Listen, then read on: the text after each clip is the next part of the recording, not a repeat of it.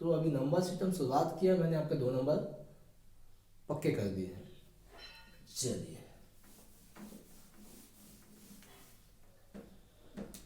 अब आते हैं रिकरिंग नंबर।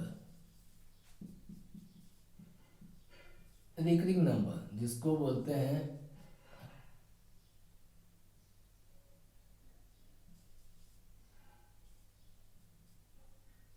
पुनरावृत्ति या बार बार रिपीट होना।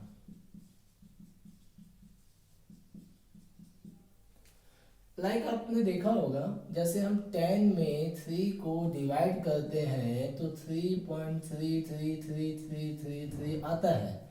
इसका मतलब पॉइंट के बाद 3 रिपीट हो रहा है। इसी को हम शॉर्ट फॉर्म में लिखते हैं 3.3 ऊपर में बार।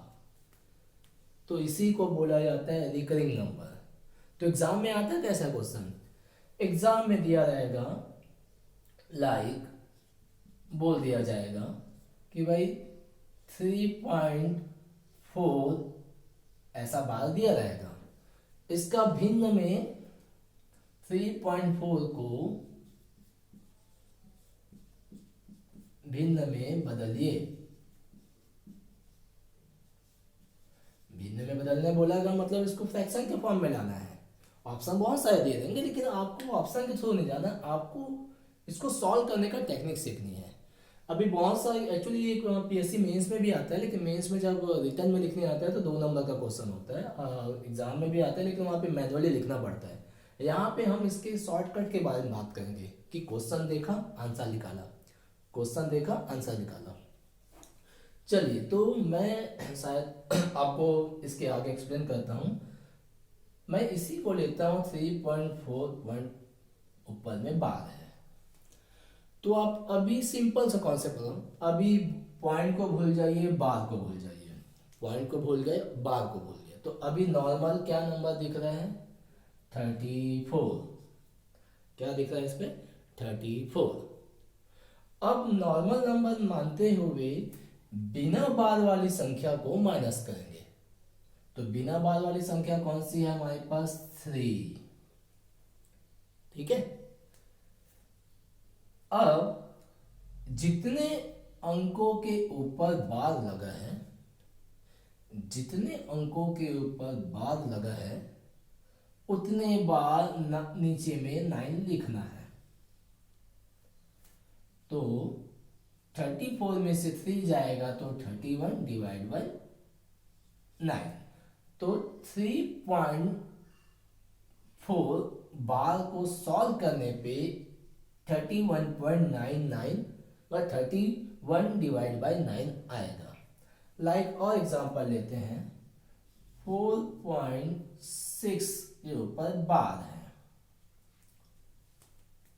तो अभी कंप्लीट नंबर मानते हुए, कंप्लीट नंबर मतलब 46, पॉइंट को भी निगलेक्ट कर जाएंगे, बार को भी निगलेक्ट कर देंगे, 46।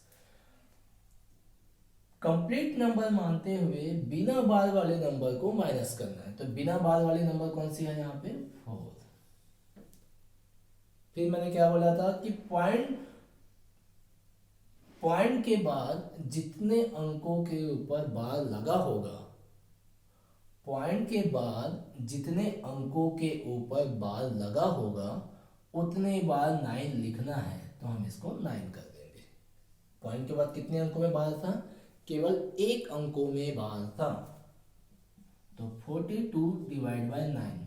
हाँ एक चीज याद रखना, कई बार आंसर 42/9 दिया रहेगा, अगर ये ऑप्शन में है तो इसके लिए जाना पड़ेगा। क्यों, क्योंकि हमारा जो डिनोमिनेटर या इसको हम हर बोलते हैं वो हमेशा 9 के फॉर्म में या रूप में होना चाहिए। तो रिकरिंग नंबर हमेशा डिनोमिनेटर या हर को 9 के फॉर्म में व्यक्त करता है। ठीक है। और एग्जांपल लेते हैं 13.42, यहां पे लग गया बार। तो अभी सेम कॉन्सेप्ट, कंप्लीट नंबर मानते हुए, कंप्लीट नंबर मतलब हो जाएगा आपका 1342, ये होता है कंप्लीट नंबर। बिना बार वाले वैल्यू को माइनस करना, बिना बार वाली वैल्यू कौन सी है 13, तो हमने 13 को माइनस कर दिया, डिवाइड बाय पॉइंट के बाद जितने अंकों के ऊपर बार लगा है उतने 9 लिखने हैं, तो ये 9 लिख दिया मैंने। 1342 में जब मैं 13 माइनस करता हूं तो 1329 मिलता है और डिवाइड बाय 99। अब इसको काटने की कोशिश नहीं करना, क्यों? क्योंकि हमेशा ये किसके फॉर्म होता है, 99 के फॉर्म में होता है। क्लियर हुआ? ठीक। अब क्वेश्चन पे एक पैटर्न देखने को मिल रहा है कि पॉइंट के बाद डायरेक्ट बार लग जा रहा है, पॉइंट के बाद डायरेक्ट बार लग जा रहा है, पॉइंट के बाद डायरेक्ट बार लग जा रहा है। हो सकता है कि पॉइंट के बाद कुछ नंबर को मिस कर दे फिर बार लगाया जाए, तो वो भी क्वेश्चन का दूसरा पैटर्न होता है जिसको हम अभी आगे क्लियर करते हैं। ठीक है, तो मैं अभी इसको ही मिटा रहा हूं।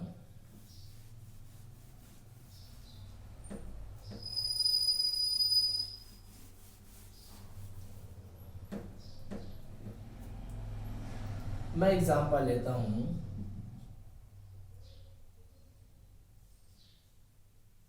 13.234 के ऊपर बार लगा दिया। अब इस 13.234 को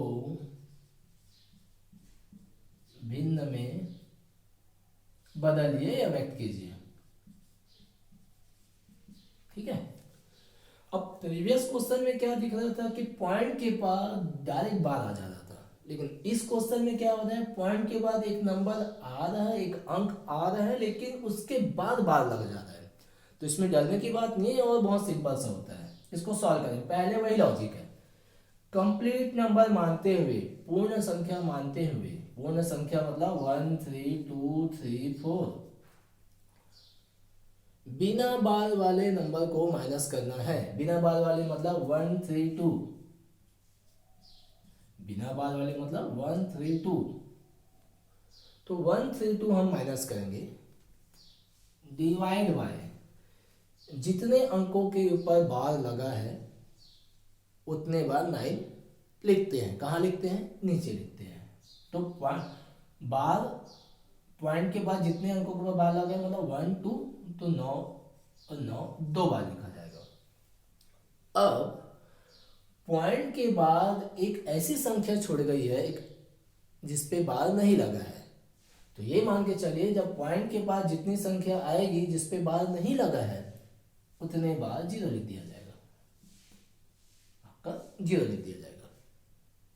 तो अगर हम इसको सॉल्व करते हैं तो 13132,990, ये इसका फाइनल आंसर बनेगा। और एक एग्जांपल से आपको समझाने की कोशिश करते हैं। 5 2 2, सॉरी 2 की जगह हम एक दूसरा नंबर लिखते 3 और 3 4, यहाँ पे बात आ गया।